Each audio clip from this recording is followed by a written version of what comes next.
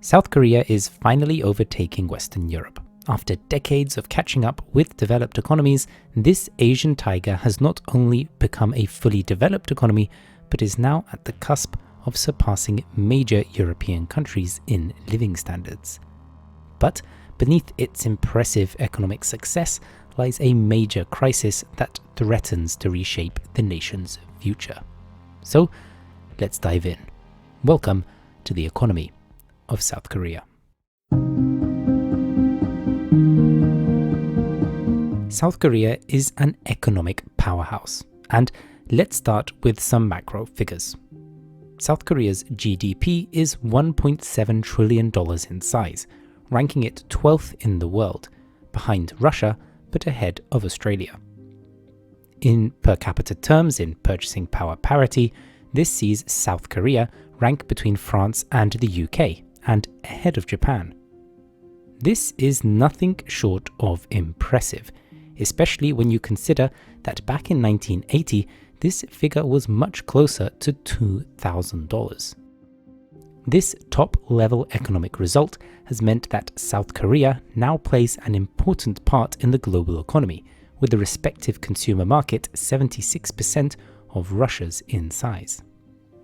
But what has allowed South Korea to speedrun into its current position in the world economy are primarily three factors. 1. Human capital. 2. Geographic area. And 3. A business-friendly environment. Let's take a deeper look.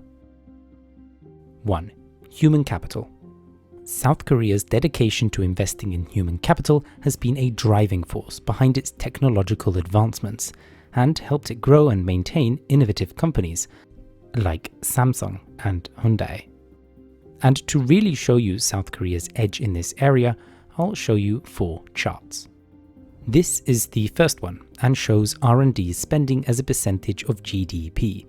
South Korea invests a lot more than China, the USA, and even Japan as a percentage of its GDP, close to 5%. In order for this figure to be so high, a country needs a lot of researchers, which takes us to our second chart. This is the number of R&D researchers per million people. South Korea again ranks very highly alongside Sweden, with a rate around 7 times higher than in China. Chart number 3 shows that these R&D researchers, together with South Korean companies, bring results. As annual patent applications per 1 million, one of the indicators used to measure innovation in a country, has climbed significantly in the last 3 decades, to a rate 3 times higher than the USA, occupying a level once seen in Japan. And fourth and finally, the vast majority of these researchers attended tertiary education, and in this fourth chart we can see that South Korea, for the best part of 2 decades, has had a very high percentage of its population having enrolled in tertiary education.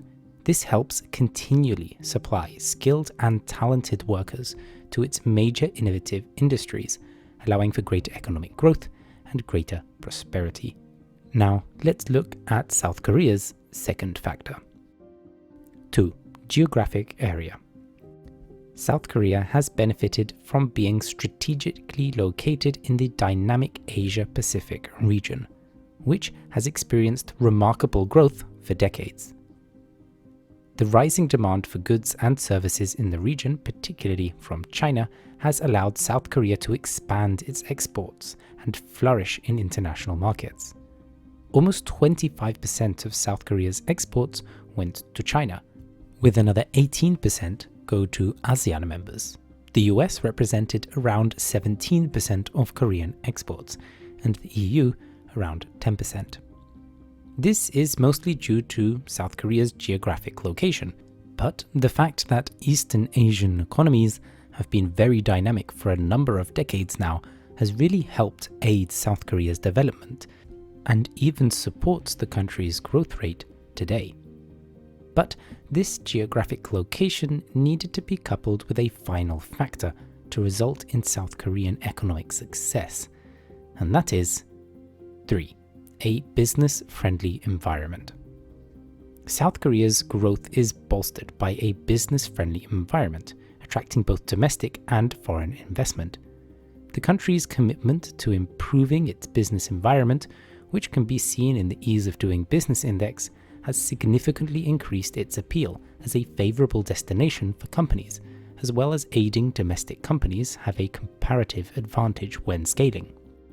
But despite these encouraging developments, South Korea faces a colossal problem, which might pose a threat to its economic progress.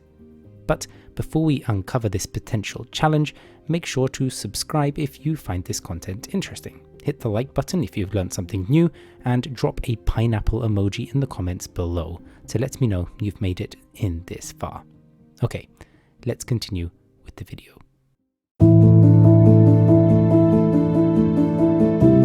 While South Korea's economic growth has been nothing short of remarkable, a major demographic challenge threatens its progress, a crisis so intense that it has already begun reshaping the nation's future. You see, as of 2020, South Korea's population has started to decline, losing somewhere between 60 to 80,000 people each year. And this rate of decline is expected to accelerate significantly in the coming years. The number of children born per woman in South Korea is way below the replacement level of 2.1. In fact, it is currently below 1, making it the only major country to experience such a low rate. This is a major problem for the country and its economy, as the intensity of the aging of the country and its population decline, if current rates continue, will be very steep, giving the country, its state, and companies little time to adapt and find solutions. And unlike some other countries, the demographic bomb in South Korea is unlikely to be delayed through immigration alone.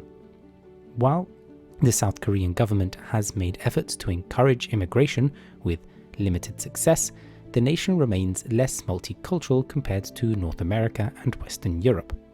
This makes the country harder for newcomers to integrate into, and that in the long term means that the economy will struggle more as its dependence on a shrinking younger population grows larger. This demographic wave is so large and approaching so swiftly that it poses a significant challenge to South Korea's economic progress. The shrinking workforce and aging population will exert considerable strain on the nation's resources and the livelihoods of its people, and may bring the success that recent generations have experienced not only to a stop, but also potentially into reverse. Success that has led to South Korea to overtake Western Europe. Hey everyone, now it's over to you.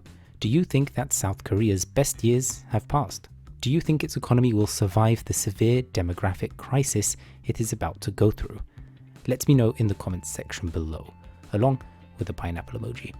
If you like this video, like it. Subscribe to the channel if you are new, and I'll see you in the next one. Otherwise, take care. Bye.